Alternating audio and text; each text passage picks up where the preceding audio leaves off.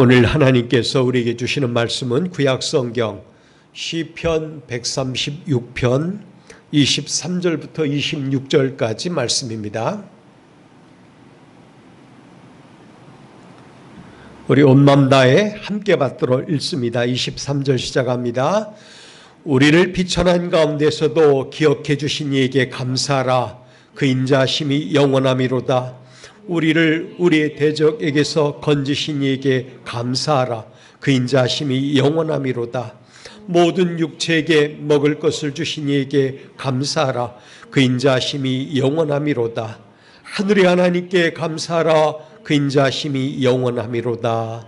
아멘. 전 오늘 함께 읽은 말씀을 가지고 감사하고 감사하라 하는 제목으로 하나님의 말씀을 여러분과 함께 나누려고 합니다. 추수감사절이 아직 안 됐는데 그래도 감사를 한번 떠올려보는 그런 시간을 갖고자 합니다. 지금 이 시대를 감사를 잃어버린 사회, 세상이라고 여러 사람들이 얘기를 합니다. 이를테면 어떤 아이에게 뭔가 괜찮은 거, 이를테면 사과든 무엇이든 길을 가다가 만나서 주었다고 할 때 그럼 보통 받은 아이는 고맙습니다 라고 해야 되는데 인사도 없이 그냥 가버리는 거예요. 아이 엄마가 무섭게 혼을 냈습니다. 받을 땐 어떻게 해야지? 엄마가 기대한 것은 고맙습니다 라는 말이었을 겁니다. 그랬더니 아이는 한참 생각하다가 아줌마 껍질 벗겨주세요 라고 했대요. 그러니까 지금 이 시대가 그런 거예요. 고맙다, 감사하다, 여기에 대한 생각들을 그렇게 많이 하지 않는다는 겁니다. 당연하게 여기고 오히려 그런 것이 내게 주어지지 않으면 불평하고 오히려 원망하고 공격까지 한다는 거죠. 그게 잘못이에요. 감사를 잃어버린 사람들의 모습이 그러하지 않을까 생각을 합니다. 여러분, 우리는 받은 은혜에 대해서 침묵하지 않아야 합니다. 감사를 말해야 하고 또 감사를 표현할 때 더 좋은 감사거리들이 만들어지는 거예요. 그렇기 때문에 우리는 어떤 경우에도 감사를 말하지 않을 권리가 별로 없어요. 여러분, 이제 각각 살아온 삶이 있죠. 20, 30, 40, 어떤 사람은 60, 70 이럴 겁니다. 살아온 날들을 돌이켜보면 많은 경우 감사거리들이 쌓여져서 여기까지 온 거예요. 실제로는 태어난 것도 감사, 공부한 것도 감사, 지금까지 먹고 산 것도 감사, 옷을 입고 산 것도 감사, 그렇다는 거죠. 그렇게 못했던 시절도 있었는데 지금은 더 많이 누리는 거예요. 얼만큼 앞으로 남은 날이 우리에게 올지는 모르지만 저는 여러분 인생이 더 고운 감사로 가득 채워지길 원합니다. 열심히 살아야죠. 근데 그 발걸음마다 감사가 넘치는 그런 인생을 산다면 여러분은 후회하지 않는 인생, 복된 인생이라고 말할 수 있을 거라 생각을 합니다. 그렇다면 우리의 남은 날을 어떤 감사거리로 세울까? 많은 것들이 있죠. 받은 것에 대한 감사, 누리고 있는 것들에 대한 감사, 기회가 열려져 있는 것들에 대한 감사, 아직도 움직일 수 있는 것들에 대한 감사, 그런 것들이 굉장히 많다는 겁니다. 저는 여러분의 삶이 감사의 노래로 채워지길 바랍니다. 감사의 언어로 채워진다고 하면 하나님께서 곧 영광 받으시는 겁니다. 왜냐하면 하나님께 감사하는 인생이 곧 하나님께 영광 돌리는 인생이거든요. 그렇기 때문에 여러분의 남은 인생의 여백을 주께서 주신 모든 은혜를 말하며 감사하며 살아갈 수 있길 바랍니다. 주께서 베푸신 모든 은혜를 감사할 수 있는 삶, 이게 바로 오늘 말씀일 겁니다. 시편 136편이 그러하다고 생각을 합니다. 시편 136편은 9절마다 빠짐없이 하나님께 감사하라 라고 쓰여져 있습니다. 선하시고 인자하신 하나님의 속성을 감사한 1절 그리고 3절까지의 말씀, 우주 만물을 창조하신 하나님의 솜씨에 대한 감사를 4절부터 9절까지 하고 있습니다. 출애굽 광야의 보 기업 주심에 대해서 감사하는데 그건 10절부터 22절까지 계속 나와요. 높여주시고 구원하시고 살게 하신 모든 은혜에 대한 감사는 23절부터 26절까지 나와요. 한마디로 베푸신 모든 은혜에 대해서 시인은 감사하고 있습니다. 그러면서 감사거리를 누려본 사람이 다른 모든 듣는 사람들에게 감사를 권유하고 있는 것입니다. 전 여기서 이런 결론을 얻었습니다. 감사, 그것은 내게 허락된 모든 것들에 대해서 하는 것이다 이거예요. 내게 허락된 모든 것들에 대해서 하는 게 감사예요. 또 감사, 그것은 찾고 발견해서 하는 거예요. 생각 없이 안 보고 그러면 감사거리가 별로 없어요. 근데 찾으면 찾을수록 감사거리는 늘어나는 겁니다. 그러니 우리 인생 속에서 불평이 만들어지는 사람은 불평거리를 찾는 사람이고, 감사가 만들어지는 사람은 감사거리를 찾고 발견해서 살아가는 사람일 거예요. 감사는 어떻게 하는 것입니까? 감사는 모든 것들에 대해서 하는 것이고, 감사는 찾아 사는 것이다. 이 두 가지 놓치지 말길 바랍니다. 감사는 내게 허락된 모든 것들에 대해서 하는 것이고, 감사는 찾고 발견해서 하는 것이다. 이걸 놓치지 않으면 하나님께서 이 시간 크게 기뻐하실 것입니다. 성도 여러분, 감사는 인간에게만 주어진 특권이에요. 하나님께서 인간에게만 주신 특별한 은혜고 권리인 것입니다. 말도 안 되는 상상을 한번 해봅시다. 간밤에 잠들려고 하는데 갑자기 개가 방 안에 들어왔다고 생각해 보세요. 근데 그 개가 눈물을 주르르 흘리더니 연신 고맙습니다, 고맙습니다 하고 고개를 숙이더라 이거예요. 이제껏 길러줘서 고맙고, 먹을 것 주어서 고맙고, 목욕시켜줘서 고맙고, 아플 때 병원 데려가줘서 고맙고, 고맙다는 거예요. 여러분, 이게 말이 되는 얘기일까요? 말이 안 되는 거예요. 상상 속에서나 있는 거죠. 자식들도 그만큼 감사하지 않는 세상인데 하물며 동물들이 그렇게 하겠습니까? 동물들은 자기의 삶의 여건이 만족되면 그걸로 만족하는 거예요. 그러니 그들에게는 감사거리가 없는 거죠. 오직 사람만이 감사로 자기 인생을 발전시켜 나가는 것입니다. 그러므로 감사가 없는 사람은 자기 인생의 특권이나 발전을 놓치고 사는 거예요. 풍성한 감사로 베풀어 주신 은혜를 감사하고 하나님께 영광 돌리며 살아가면 반드시 하나님께서 더 많은 감사거리를 여러분 삶의 현장에 펼쳐 놓으실 거예요. 시인은 그래서 감사거리를 찾고 있습니다. 그는 보이지 아니하는 하나님의 성품을 시작해서 만물을 창조하신 하나님의 모든 행사에서, 그리고 사는 동안 베풀어 주신 모든 은총에 대해서 감사하고 있습니다. 여러분, 감사는 그래서 찾는 자에게만 보이는 거예요. 찾지 않는 사람에게는 발견되지 않는 겁니다. 많은 사람들이 감사를 상대적으로 합니다. 저 사람이 내게 뭔가 주었으니, 내게 호의를 베풀었으니, 또는 내가 건강하니, 내게 집이 주어졌으니, 내가 승진했으니, 사업이 잘 되니, 병 고쳐주셨으니 감사한다라는 거죠. 여러분, 그렇게 하면 안 돼요. 감사는 늘 해야 되는 거예요. 항상. 범사에 그래서 감사라고 그러잖아요. 전 여러분이 절대적인 감사를 했으면 좋겠습니다. 숨 쉬는 것만으로도 감사, 기적이죠. 예수를 믿고 구원받아 하나님의 자녀가 되었으니 감사. 그런 은혜를 생각하면 어찌 감사하지 않을 수 있겠습니까? 구원의 은총은 삶의 조건 때문에 주어지는 것이 아닙니다. 그러므로 조건을 가지고 주님 앞에 나오면 안 되는 거예요.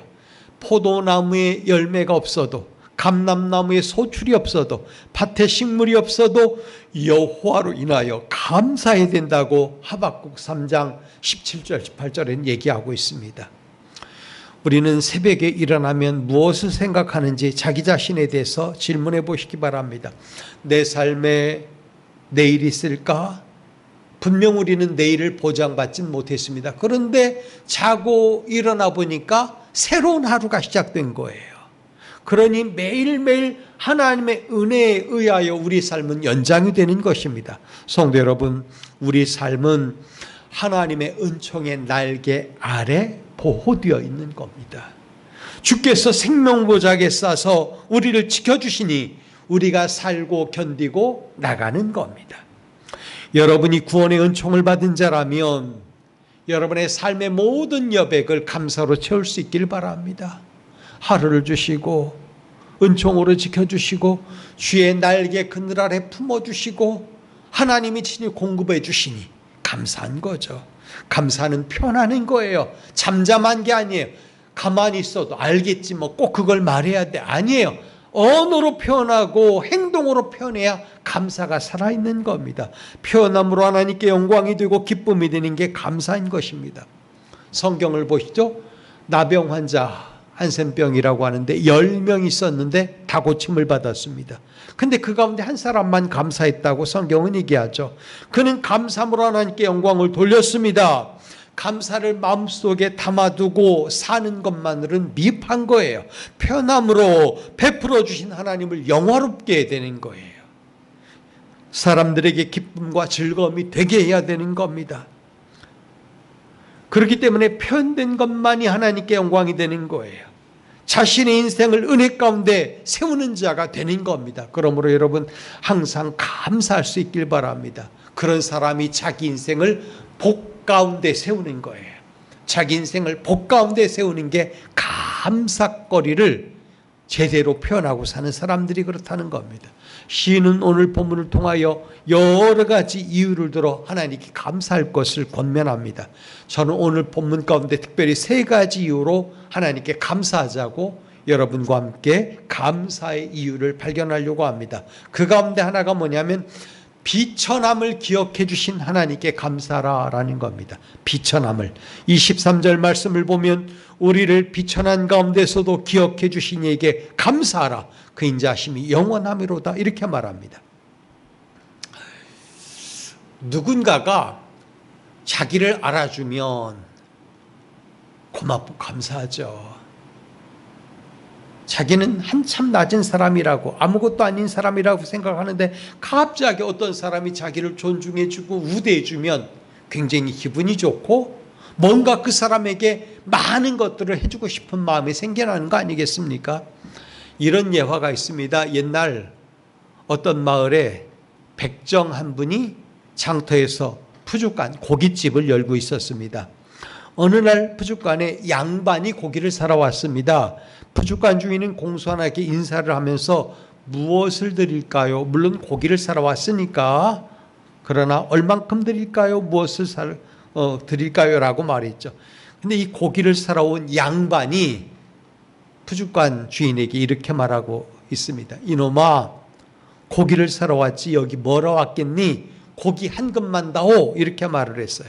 푸주간 주인은 그 말에도 예 그러지요 하고선 고기 한 근을 떼어주었습니다. 마침 다른 한 양반이 와서 고기를 사겠다고 했습니다. 마찬가지로 푸주간 주인은 무엇을 드릴까요? 라고 물었고 늦게 들어온 양반은 말씨가 달랐습니다. 박서방 고기 한 근 주시게 라고 했습니다. 그러자 푸주간 주인이 예 하고 대답을 한 뒤에 고기를 듬뿍 잘라서 주었습니다. 굉장히 큰 차이가 나는 거예요. 먼저 온 양반이 보니 똑같이 한 근을 주긴 했는데 나중 온 사람 것이 자기 것보다 훨씬 큰 거예요. 보기에도 그랬습니다. 그래서 그 양반이 화가 나서 소리를 질렀습니다. 이놈아, 같은 한 근인데 이 사람 것은 많고 왜 내 것은 이렇게 적으냐? 그러자 푸주간 주인이 침착한 어조로 대답을 했습니다. 예, 그거야. 손님 고기는 이놈이 자른 것이고 이 어른 고기는 박서방이 잘라서 그런 것입니다. 그랬다는 거예요. 무슨 얘기일까요? 존중받고 사랑받으면 그만큼 값을 하게 돼 있어요. 우리 인생이 그래요. 하나님께서 우리를 얼마나 후대해 주십니까? 얼마나 큰 사랑으로 우리의 모든 것들을 책임져 주십니까? 그러니 우리는 더 하고 싶은 거죠. 하나님께 감사하고 싶은 거예요.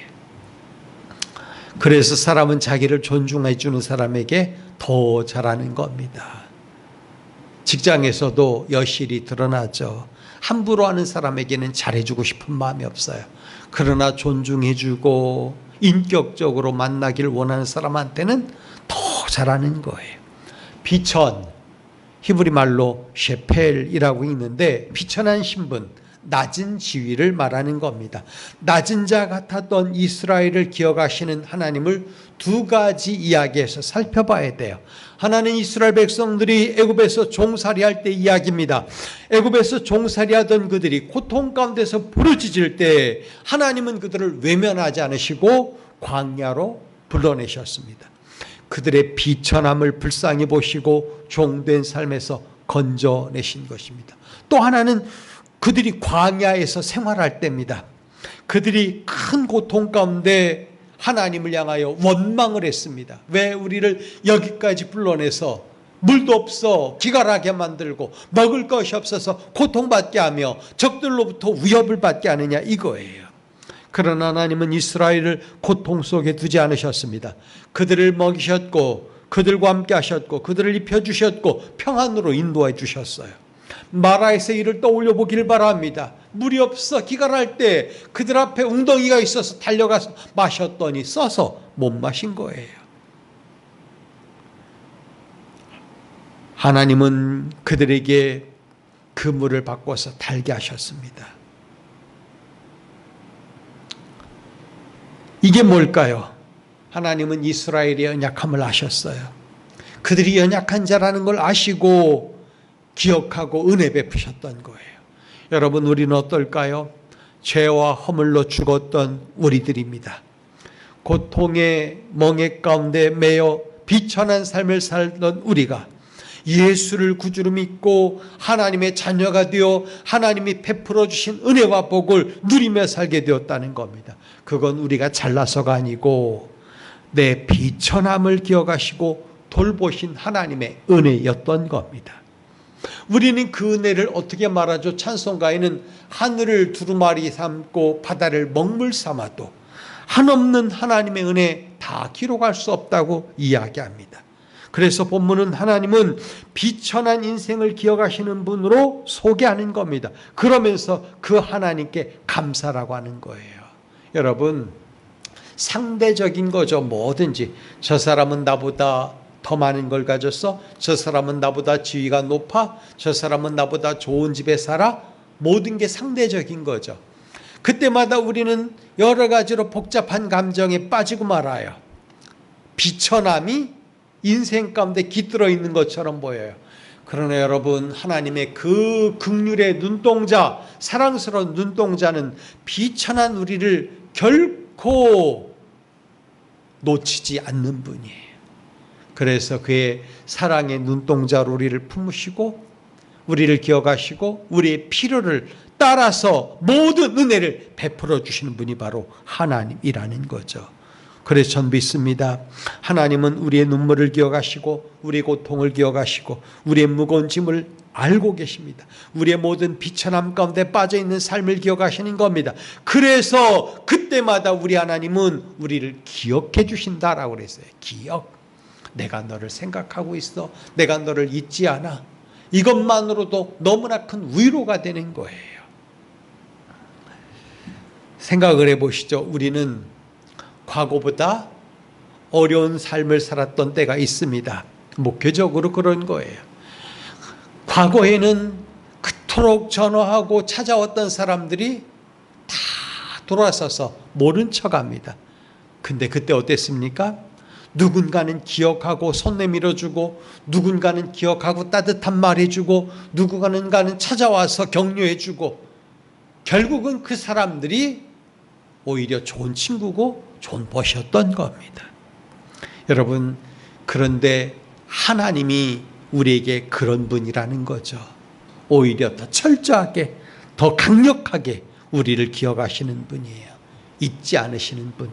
여러분을 하나님의 모든 기억 속에 담아놓고 계신 분이 바로 우리 하나님이에요. 여러분, 그러므로 여러분이 어떤 초람 가운데 있을 때라도 여러분이 비천함 가운데 빠져 있을지 몰라도 하나님은 결코 여러분을 놓치지 않는다는 겁니다. 기억하고 계시다. 그래서 하나님은 우리에게 감사의 찬송이 되신다는 걸 본문 말씀은 얘기해 주는 겁니다. 여러분, 우리의 비천함을 기억해 주신 하나님께 감사할 수 있기를 바랍니다. 왜? 거기서 우리를 끌어올려 주시니 여러분을 반드시 끌어올려 주실 거예요. 더 높은 곳으로, 더 광활한 곳으로, 더 승리하는 곳으로 여러분 인생을 끌어주실 겁니다. 내 비천함을 기억해 주신 하나님께 감사하라. 두 번째 시인을 통하여 우리가 받아야 될 게 뭐냐? 대적의 손에서 건져주신 하나님께 감사라고 그랬습니다. 24절 말씀입니다. 우리를 우리 대적에게서 건지신 이에게 감사하라. 그 인자하심이 영원함이로다 그랬습니다. 대적이라고 하는 말은 차른데 이렇게 이해하면 돼요. 살다 보면 험난한 인생의 길을 걸을 때가 있습니다. 그럴 때는 답을 찾기 어렵고 길이 잘 안 보이고 혼자 겪는 아픔인 것 같고 점점 조여와서 정말 죽겠다라고 말한다는 거죠. 삶의 환경이 척박해 보일 때도 있어요. 경제적으로 그러할 때도 있고 질병으로 그러할 때도 있고 주변 환경이 그러할 때도 있다는 겁니다. 대적을 만날 때도 있습니다. 원수들로부터 공격을 받을 때도 있습니다. 자존심 상하고 심지어는 기분이 나빠지는 경험도 합니다. 이게 우리가 살면서 만나는 것들입니다. 그런데 하나님은 우리를 그런 것들의 손에서 건져내신다는 거예요. 건져주신다. 이스라엘의 역사에서 너무나 많이 증명이 됩니다. 이스라엘이 하나님의 도움 없이 약속의 땅에 들어갈 수 있었을까요? 아니에요. 하나님이 계속 대적의 손에서 그들을 건져내셨고 건져내셨으니 거기까지 간 거예요. 조직적이고 잘 훈련된 군대 때문이 아니에요. 더군다나 오랜 광야 생활 속에서 연약해진 그들이에요. 대적들로부터 늘 공격당했고 쫓기는 삶을 산 그들이에요. 그런 그들이 이기고 약속의 땅에 들어갈 수 있었던 것은 하나님이 그들을 건져내셨기 때문에 그런 겁니다. 성경을 보면 하나님은 이스라엘이 가는 길에 늘 함께 하셨습니다. 그들의 행진을 방해하던 수도 없이 많은 대적을 물리쳐 주셨습니다. 사막의 기후를 견딜 수 있게 만들어 주셨습니다. 길을 인도하시고 보호하시기를 구름 기둥과 불 기둥을 보내서 해주셨어요. 만일 하나님의 도심이 아니었다면 그들은 대적과 환경과 시간을 이겨내지 못했을 겁니다. 시인은 이런 놀라운 은혜를 노래할 때 이렇게 말합니다. 하나님은 나의 피난처가 되십니다. 하나님은 나의 피할 바위가 되십니다. 영원한 반석이 되어주십니다. 그게 2절 3절 말씀에 나와요. 그러므로 시편 46편인데 그러므로 땅이 변하든지 산이 흔들려 바닷 가운데 빠지든지 바닷물이 솟아나고 뛰놀든지 그것이 넘침으로 산이 흔들릴지라도 우리는 두려워하지 아니하리로다. 왜? 하나님이 우리를 지켜주시되 친히 피할 바위가 되시고 친히 요새가 되어서 우리를 지켜주신다는 겁니다. 피난처가 되시는 하나님 품에 항상 안식을 얻기를 바랍니다. 또 시인은 노래할 때 하나님은 나의 요새가 되십니다. 이렇게 말합니다. 견고한 요새가 되신다는 겁니다. 요새가 뭐예요? 적들이 오는 모든 것들을 차단하는 성벽 같은 거예요. 감히 침범하지 못하는 그런 곳이 돼요. 하나님께서 막아주시고 하나님께서 친히 거기서 대적의 모든 공격을 막아주시는 거예요. 여러분의 모든 공격 앞에 하나님이 서 계심을 믿으시기 바랍니다. 그렇기 때문에 여러분은 상처 하나 없이 하나님 품에서 안정감을 누리게 될 거예요. 하나님이 여러분을 그렇게 붙들어 주십니다. 또 하나님은 나의 연약함을 도우십니다 라고도 노래를 했습니다. 피곤하지 않게 만들어 주신다는 겁니다. 그러므로 대적의 손에서 여러분을 건져내신 하나님께 늘 감사할 수 있기를 바랍니다. 저는 이렇게 믿어요. 하나님은 단 한순간도 우리를 대적의 손에 빠지게 하지 않으시는 분이에요. 빠진 것처럼 볼 수는 있죠. 그러나 어떤 경우에도 하나님은 우리를 붙든 손을 놓지 않으셔요. 그래서 거기를 건져내시고 대적을 물리쳐 주시고 오히려 내가 공격하는 것보다 더 강력한 방법으로 그 대적을 공격하시는 분이 바로 하나님이에요. 여러분은 그런 하나님을 나의 하나님으로 모시고 사는 겁니다. 그러니 감사해야 되죠. 마지막 세 번째 오늘 말씀에서 보면 식물을 주신 이에게 감사하라 라고 말합니다. 25절 말씀에 모든 육체에게 먹을 것을 주신 이에게 감사하라. 그 인자하심이 영원함이로다 이렇게 말을 했어요. 먹을 것을 주신 하나님. 어떤 가난한 노인이 있었습니다. 그런데 친구분이 친히 후원해주고 보살펴 주었습니다. 이 노인은 행복감에 늘 마음속에 큰 감정을 가지고 있었습니다. 지나가는 사람들을 붙들고 자기가 받은 은혜를 이야기했습니다. 노인은 받은 은혜를 말할 때마다 뿌듯한 느낌을 가지고 이렇게 말합니다. 여보시오, 저기 하얀 집에 사는 저 높은 분이 누군지 아시오? 내가 입고 있는 이 좋은 옷을 그가 다 주었다오. 그분이 나를 본 즉시로 난 누더기를 입지 않게 되었소. 난 저기 아래에 있는 아주 멋있고 작은 오두막집에 살고 있는데 그 집도 저분이 주신 것이요. 그냥 대가 없이 살라고 주었다오. 그는 마음껏 자기 땅을 밟고 다녀도 좋다고 했고, 그리고 내가 원하는 것은 무엇이든지 다 주겠다고 약속까지 했다오. 이렇게 자랑하고 막 많은 사람들에게 간증하듯이 얘기했어요. 자기를 후대해 준 분이 얼마나 좋은 사람인지 말했다는 겁니다. 그 노인에게는 그렇게 말할 때마다 기쁨이 굉장히 컸어요. 이게 무슨 얘기일까요? 그 큰 집에 사는 사람은 바로 하나님이고 받은 사람은 우리인 거예요. 여러분, 우리도 그렇게 흥분하는 마음으로 다른 사람들에게 하나님이 내게 베푸신 은혜를 간증할 수 있어야 되는 거예요. 감사거리를 말할 수 있어야 된다는 거죠. 감사하라 라는 말은 하나님께 표현하라 라는 말도 되지만 실제로는 주변 사람들에게도 간증하라는 거예요. 저는 우리 모두가 이 노인처럼 말해야 한다고 생각을 합니다. 누가 뭐래도 내게 있는 모든 것은 다 주님이 주신 것이에요. 주께서 주셨고 그래서 우리는 받은 것으로 살아온 겁니다. 자랑할 거라고는 하나도 없는데 우리에게 은혜 받을 만한 어떤 일이 없음에도 불구하고 우리를 구원해 주시고 복음을 맡겨주시고 오늘도 일용할 양식으로 채워주시고 살게 하셨으니 얼마나 감사합니까? 하나님은 이스라엘이 사막을 다닐 때 먹을 것과 마실 물을 제공해 주셨습니다. 그들은 먹을 것이 없어 원망과 불평으로 마음을 드러냈습니다. 그때 만나와 메추라기를 주셨어요. 목말라 할 때는 반석을 쳐서 물을 내주셨어요. 먹는 것, 입는 것, 마시는 것 전부 다 하나님의 손에서 나왔다는 겁니다. 이스라엘은 우리를 얘기하는 것이고 공급해 주시는 분은 하나님인 겁니다. 여러분, 만약에 여러분이 필요하다면 하나님은 반석 아니라 또 다른 것을 쳐서라도 명령해서라도 여러분에게 몰아다 주실 거예요.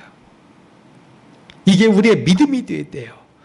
전능하신 하나님은 우리를 이끌어 가시고 이끄신 즉 채워주실 거라는 거예요. 그 길이 광야든 빈들이든 산악이든 상관없이 말입니다. 그리고 필요를 따라 채워주시는 은혜로 하나님은 이끄신 사람들과 함께 하셨어요. 그러므로 이끄심은 자기 백성을 지켜주시며 풍성하게 하시며 오늘도 대적을 막아서 보호해 주시며 그들에게 모든 필요를 공급해 주시는 겁니다. 이끌어 주셨으니 이스라엘 역사는 하나님의 모든 이끄심을 통해서 이루어졌습니다. 오늘도 여러분에게 하나님의 이끄심이 있을 줄 믿습니다. 순종함에 나가면 하나님이 여러분을 보호하시고 여러분의 삶을 채워주시고 여러분의 살아가는 모든 삶을 통하여 기뻐하실 분이 바로 하나님이신 것입니다. 그래서 시인은 이런 하나님, 우리에게 그 하나님께 감사하라고 하면서 비천함을 기억해 주신 하나님께 감사하라. 대적의 손에서 너를 건져주신 하나님께 감사하라. 너에게 먹을 거리를 제공해 주신 하나님께 감사하라. 왜? 그분이 영원하시기 때문이라고 말을 했습니다. 그분의 도움은, 그분의 돌보심은, 그분의 이끄심은 한순간으로 끝나는 게 아니라 여러분이 이 땅에 사는 동안 그리고 영원한 천국에서도 함께 할 줄 믿으시기 바랍니다. 나를 대적의 손에서 건져내 주신 하나님, 나의 비천함을 기억해 주신 하나님, 나에게 먹을거리를 공급해 주신 하나님, 그것 말고도 또 감사거리가 필요합니까? 충분하지 않습니까? 그러므로 우리는 감사로 우리의 삶의 여백을 채워나가야 돼요. 감사할 이유가 부족하지 않다면 이제는 감사하며 살아야죠. 그래서 감사를 넘치게 드리는 저와 여러분의 인생이 되길 주님의 이름으로 부탁드립니다. 기도하겠습니다. 우리가 드리는 감사와 찬송을 받으시기 합당하신 하나님, 우리에게 천지 만물을 창조해 주시고 때를 따라 돕는 은혜를 베풀어 주시며 예수 그리스도를 통하여 죄와 사망에서 건져내 주신 그 큰 은혜를 감사드립니다. 아버지, 비천함 가운데서 우리를 기억해 주신 하나님, 우리를 대적의 손에서 건져내 주신 하나님, 우리에게 식물을 공급해 주신 하나님께 단 한순간도 감사를 놓치지 않는 저희들의 인생이 되게 하여 주옵소서. 오늘도 감사의 고백이 끊어지지 않게 하시고 감사가 간증거리가 되고 아버지 하나님, 그리하여 삶이 감사로 채워져 나가는 주의 존귀한 자녀들이 되게 하여 주옵소서. 예수 그리스도의 이름으로 기도하옵나이다. 아멘.